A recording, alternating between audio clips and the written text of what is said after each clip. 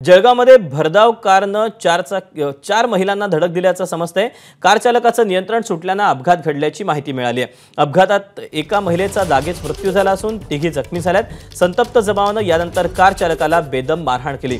अपघातानंतर पोलिसांनी कार चालकाला ताब्यात घेतलंय। तेव्हा जळगावमध्ये हा भीषण अपघात घडलेला आहे। भरधाव कारनं 4 महिलांना धडक दिली, ज्यामध्ये एकाचा जागीच मृत्यू झाला तर 3 महिला या जखमी झालेल्या आहेत। यानंतर संतप्त जमावानं कार चालकाला बेदम मारहाण देखील केलेली आहे आणि त्यानंतर पोलिसांनी देखील या कार चालकाला ताब्यात घेतले। गाडीवरचं नियंत्रण सुटल्यानं या कारचा अपघात झाल्याची माहिती मिळते।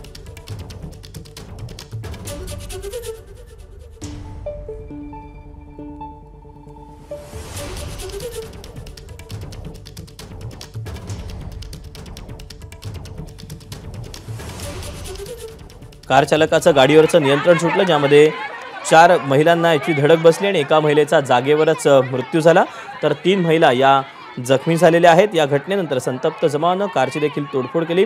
कार चालकाला देखील बेदम चोप दिलेला आहे आणि ही घटना जळगाव शहरातल्या रामेश्वर कॉलनी भागामध्ये घडलेली आहे।